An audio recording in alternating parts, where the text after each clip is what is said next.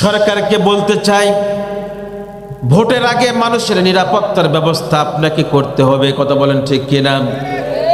কোনো ভোট হবে না যতক্ষণ না ভোটারের আপনি জানমালের নিরাপত্তা আপনি দিতে পেরেছেন, ততক্ষণ ভোট হবে না। যতক্ষণ প্রার্থী তার নির্বাচনী কাজগুলো সঠিকভাবে পরিচালনা নিরাপত্তার সাথে করতে পারবে না, ততক্ষণ কোনো ভোট আমরা মানি না। কথা বলেন ঠিক কিনা? ভোট যদি করতে চান, সবার আগে নিরাপত্তা দিতে হবে জনগণের। এই নিরাপত্তার জন্য যারা কাল হয়ে দাঁড়াতে পারে, কোন দলের সাথে জড়িত, কত বড় ক্ষমতাশালী, কোন নেতা জড়িত, নেতা গোনার টাইম নাই। কথা বলেন ঠিক কিনা? যদি সুষ্ঠু ভোট আমাদেরকে দিতে না পারেন, ভোটেরও আমার দরকার নেই, যেমন চলতেছে অমনি চলুক। ঠিক কিনা? যদি ভোট দিতে হয়, আগে সন্ত্রাসীদের ধরতে হবে। সন্ত্রাস আর ভোট একসাথে চলতে পারে না।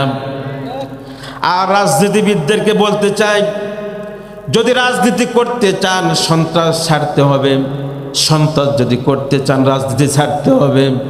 সন্ত্রাস করবেন রাজনীতি করবেন, এটা হতে পারে না। এই জন্য এই জুলাইয়ে, আমাদের 24 জুলাই, শত শত ছাত্র বুকের তাজা রক্ত জমিনে ঢালিয়ে দিয়ে তাদেরকে উৎসর্গ করেছে। এই জন্য নয়। কথা বলেন ঠিক কিনা? যদি এই ছাত্ররা তাদের বুকের তাজা রক্ত জমিনে ঢেলে দিয়ে যদি নিজের জীবনটা বিলীন করে না দিত, তাহলে 29 সালের আগেও কোনো নির্বাচন হতো না। কথা বলেন ঠিক কিনা?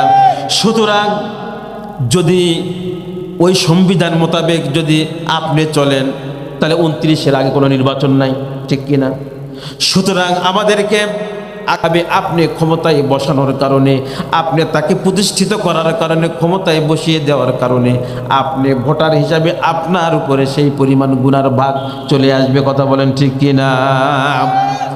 ভাইয়েরা আমার, আজকে যারা রাজনীতি করে, ভোট আসলে দেখবেন তারা কত ধরনের বেশভূষা পরে।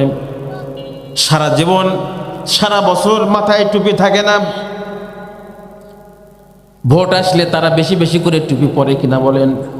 আবার তারা আবার ফতোয়া দেয়, দেশে নাকি ধর্মীয় রাজনীতি চলবে না, বলে কিনা বলেন।